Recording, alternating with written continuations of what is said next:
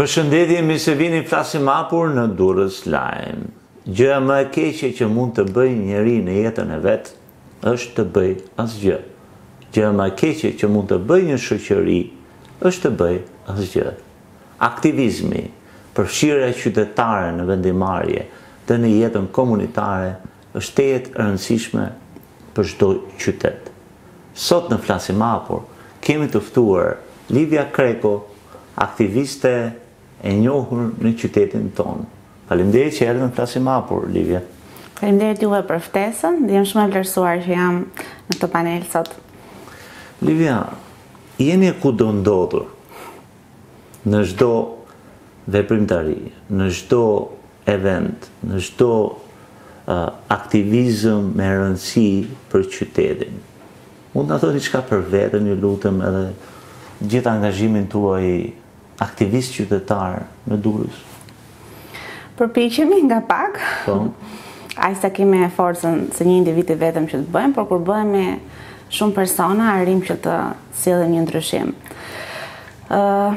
Unë kam mbaruar studimet e mia për marrëdhënie me publikun. Ku? Në Durrës dhe në Tiranë. Në Durrës dhe në Tiranë. Dhe që kur kam qenë studente, kam punuar, por paralelisht edhe kam nisur vullnetarizmin hapat e para me CSDC në Durrës.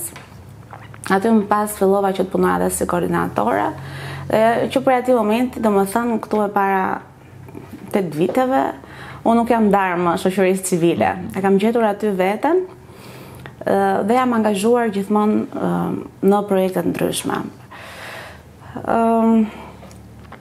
Ka qenë çdo gjë proces. Pra nga fillimi si vullnetare edhe si staf, arritëm që të bashkëtemëlonim një organizat, Durrësi Aktiv, për të vijuar me nismat tona, gjithmonë me fokus aktivizmi në qytetin e Durrësit. Kemi filluar me shumë çështje ndryshme, që tek kanalet bujësore, deri në urave të zeza dhe deri ditën e sotme që kemi përfunduar tek fusha e artit. Mjedisi ka qenë gjithmonë prioriteti jonë për qytetin e Durrësit.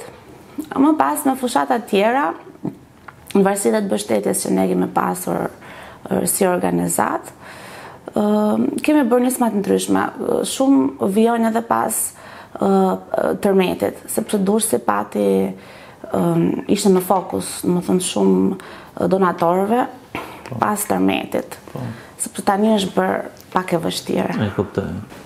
Unë vetë, përveç me Durrësin Aktiv, jam angazhuar edhe me organizata tjera, por kryesisht për qytetin e Durrësit. Kam punuar në fushatën e migracionit, me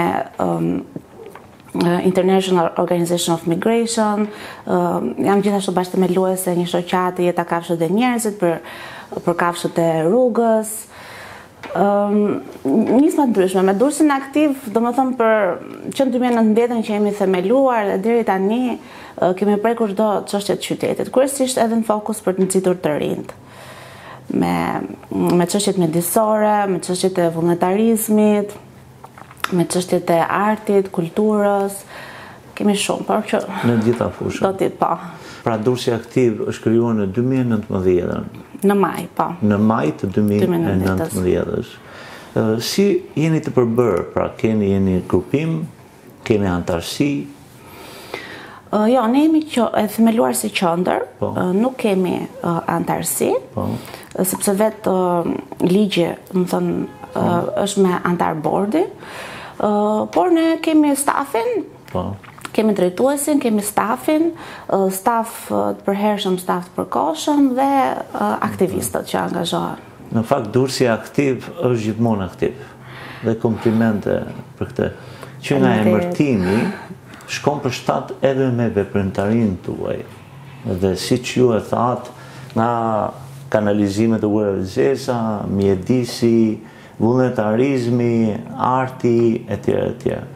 Të ndalim pak tek projekti i artit, ju kam ndjekur, krijohet një qendër në plazh të Durrësit, në një godinë të konfiskuar nga shteti për shkak të korrupsioni, diçka aty?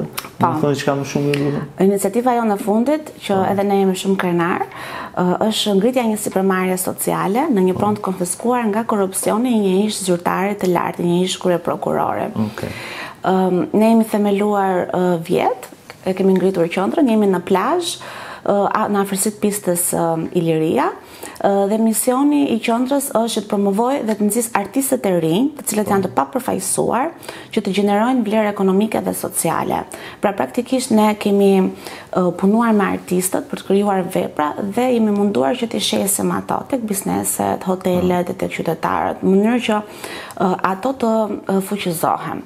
Gjithashtu bëjmë dhe shumë aktivitete ndryshme, workshope, trajnime, net kulturore, aktivitete sociale ndryshme. Gjithë qëllimi është që qendra të jetë e hapur dhe të vetë gjenerojë të ardhura në ofrim të këtyre shërbimeve, në mënyrë që të vazhdojë dhe të fuqizojë të rinj, të artistët. Ajo është një hapësirë e vogël, është një apartament i vogël, por që ne kemi kthyer në një galeri dhe në një studio pune. Pra është praktike për çfarë do lloj eventi, që nga coworking space ose galeri arti, trajnime ndryshme, kapaciteti në qendër është diku te 20 persona që mund të akomodohen. Livia, nga të lindi kjo dëshirë për një aktivizëm të tillë, pra t'ja dedikosh jetën komunitetit dhe karrierën komunitetit, është një vendim shumë i rëndësishëm. Cili ishte shtysa? Unë nuk kam qenë vetëm, kam qenë krah për krah me partnerin tim, kështu që të dy kemi shtyr njëri tjetrin dhe kjo është ajo që ty të ndihmon më shumë, pa çka dhe mirëkuptimi i familjes, sepse duhet thënë edhe kjo që familjet shqiptare ndruhen paksa nga aktivizmi apo nga ngritja e zërit, por që unë kam pasur edhe mbështetjen e familjes, që më kanë thënë, ok, vazhdo, ti je di vetë. Dhe kështu, gjithmonë me mbështetjen me njerëz, nuk kam qenë vetëm. Nuk kam qenë vetëm. Ke frikë të ngresh zërin? Jo, nuk kam pasur raste kam pasur raste të censurimit, por jo të kërcënimeve apo gjërave. Censura në Shqipëri është kthyer në traditë tashmë. Fatkesisht. Janë, domethënë ka shenja të vogla që mundohen të ngojnë lirinë e mendimit diku, ka gjithmonë, por me pak diplomaci ja del. Je person që dëshiron të japësh apo të marrësh? Më shumë besoj që kam dhënë. Nuk arritit e mia gjithmonë nuk i shikoj që të marrë diçka mbrapsh. I shikoj gjithmonë, pra, nëse unë arris sikur një person që të ndryshoj diçka tek jeta e tij, për mua unë ndihem shumë e vlerësuar dhe jam okay me veten time. Nuk më pëlqen që të lakohem apo të Në gjithë projektet që ju renditët më parë, cilën keni më për zemër, pra, që edhe ka patur më shumë impakt në komunitetin e qytetit Durrësit? Është një iniciativë personale imja si individ, kam qenë grantmarrëse në një projekt si individ. Në atë kohë unë isha e vogël, po themi, isha shumë e re, isha 24-25 vjeçë, dhe ndërmora nisëm në qytetet e sigurta për vajzat dhe gratë. Nëse mbani mend, dikur para 13-metit, lagja e stadiumit Markatës 16 ka qenë me ndriçim 0, ka qenë shumë keq. Dhe aty fillova bashkë me disa vajza të lagjes që të lobonim për përmirësimin e ndriçimit. Filluam punën në bashki, bashkë me 2 anëtarë të Këshillit Bashkiak që na mbështetën shumë aso kohë. Pati shumë trazira, jo ra tërmeti, jo ndryshua në kryetarët, po. Lobuam dhe advokuam për futjen në buxhet, domethënë të investimeve për ndriçimin. Dhe atëherë në 2021 pastaj filluan rregullimet me ndriçim lehtë, pra në zonën e stadiumit, Markata.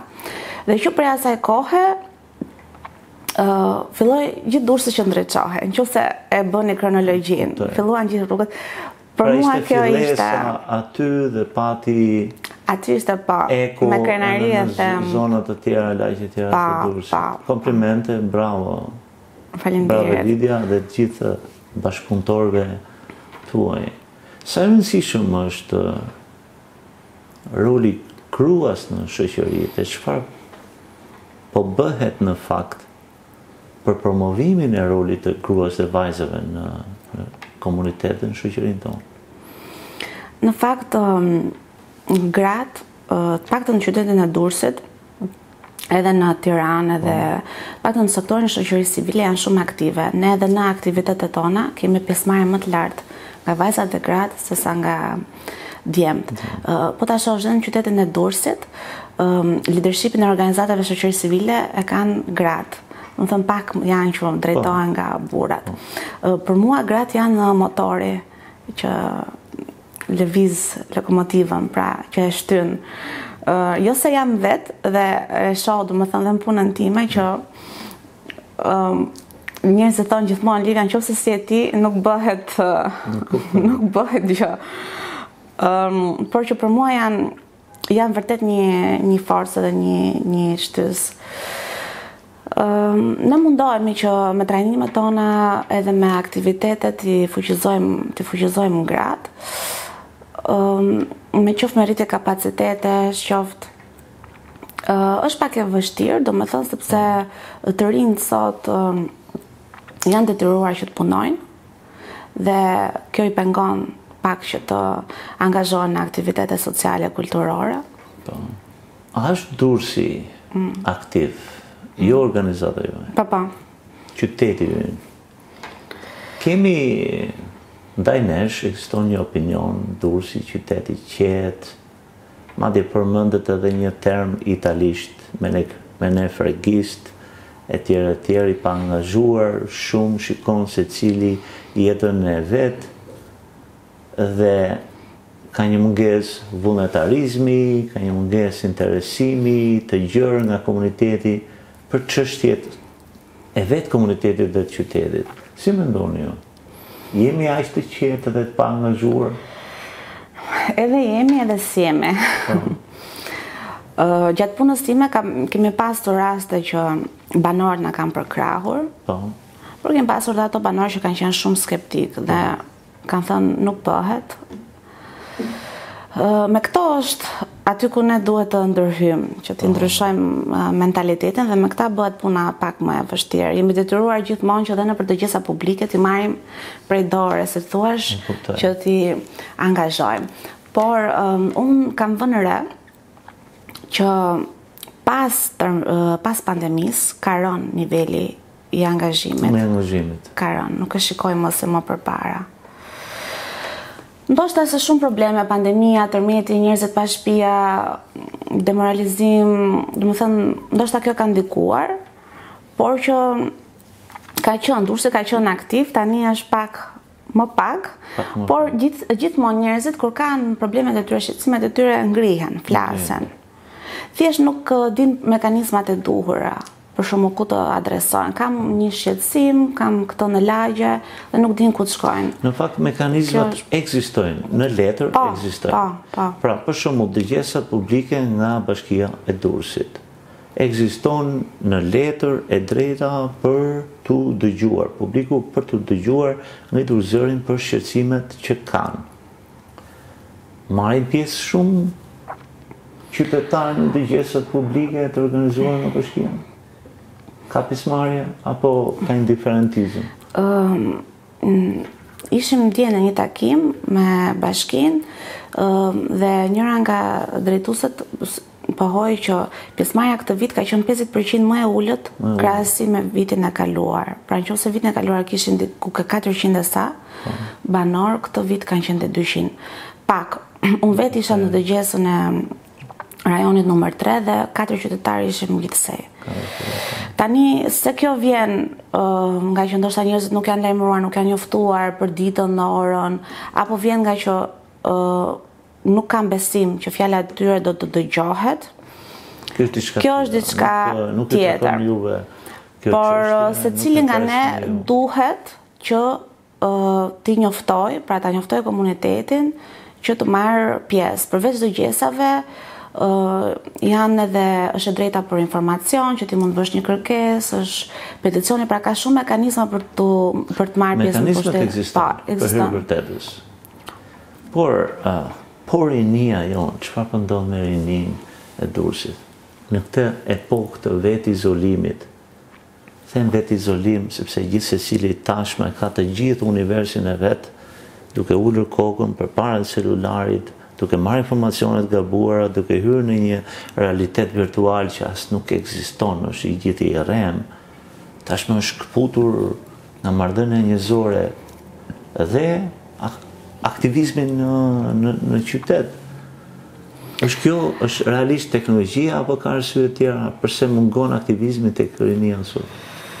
Unë përmenda pak më parë që të rinjtë sot janë të detyruar të punojnë. Pra dhe studentët. Dhe punojnë jo part-time, punojnë full-time. Gjë që i përjashton nga nxitja, dhe koha, sepse nuk kanë kohë. Pra ne kemi shumë të rinj që kur i ftojnë për aktivitete, thënë vjen keq, dua shumë që të vi, por jam në punë.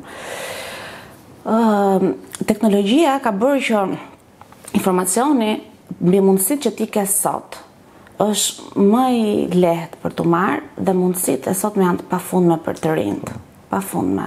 Dhe mua më vjen vërtet shumë keq kur shoh që nuk arrin që ti shfrytëzojnë, pasi ka shumë trajnime, mundësi, internshipe, që ti fillon që 16 vjeç dhe deri 29 vjeç që quhesh i ri sipas ligjit, ke mundësi pafund për të ndjekur.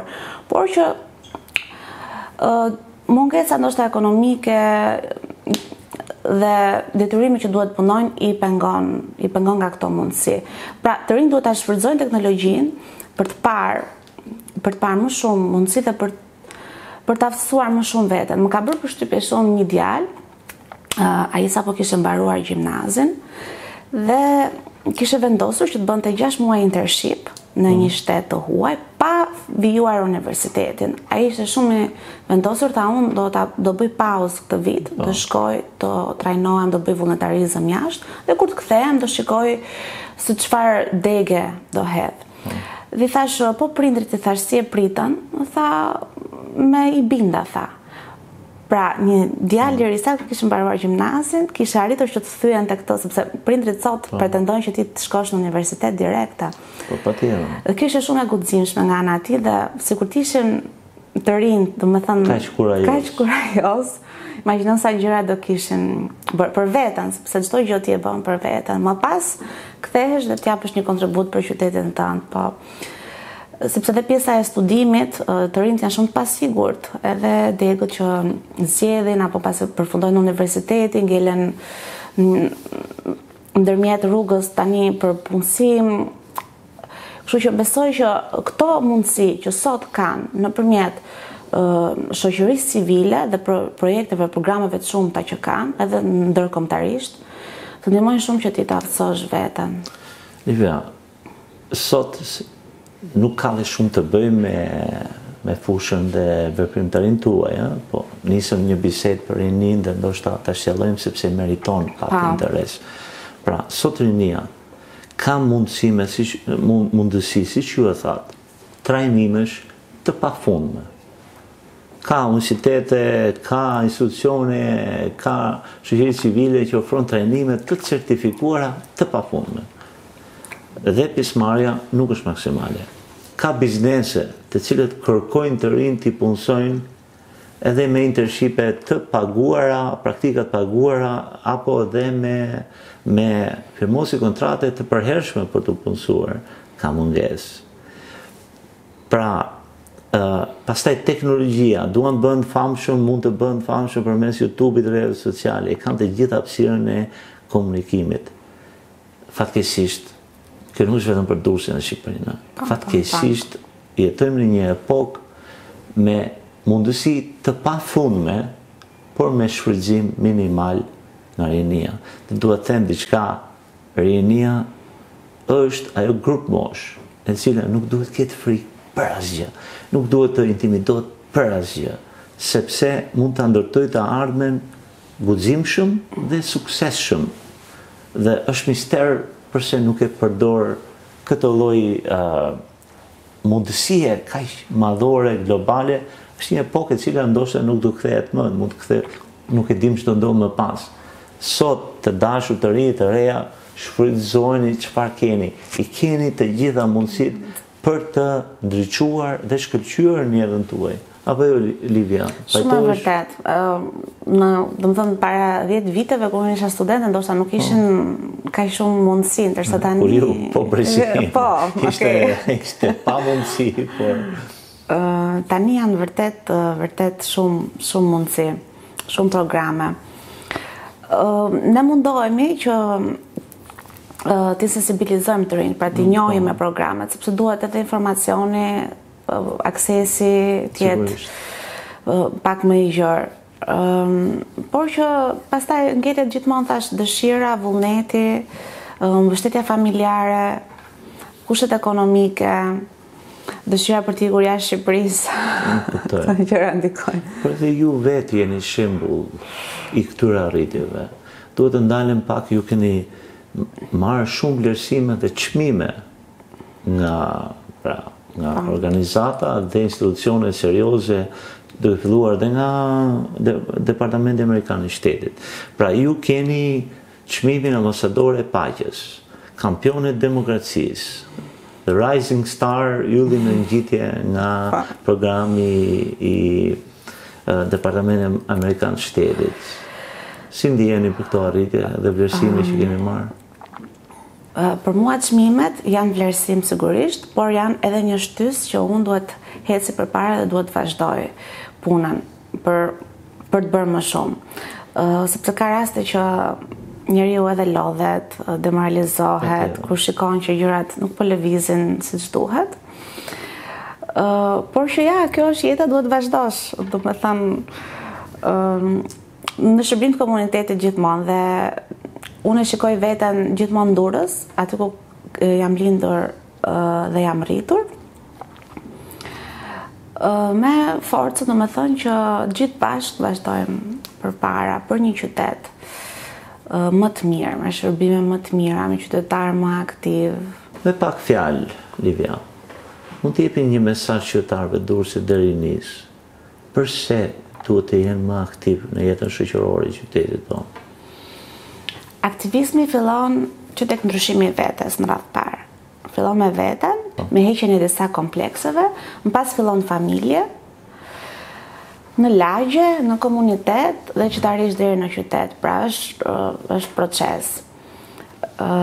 Mesazhi im është që të gjithë, sidomos të rinjt, duhet që të kontribuojnë sado pak, të kenë më shumë besim tek vetja, në mënyrë që të vinë ndryshime, sepse në rast se ata nuk kanë besim tek vetja, atëherë nuk do arrin që të besojnë edhe komunitetin për të lëvizur diçka, për të ndryshuar diçka. Pra është proces që fillon me veten. Livia, faleminderit për të gjithë veprimtarinë tuaj, angazhimin, ju Durrësi aktiv dhe gjithë shoqëria civile në qytetin tonë, që jeni motorët e ideve dhe frymëzimit. Pra fakti që jeni është mjaftueshëm, sepse është ajo drita që është gjithkohës aty, dhe fakti që jeni dhe veproni është edhe më efektive dhe në shërbim të komunitetit.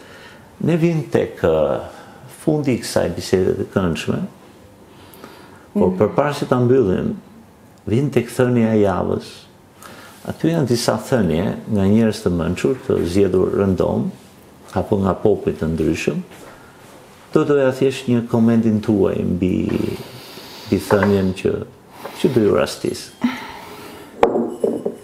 Okay.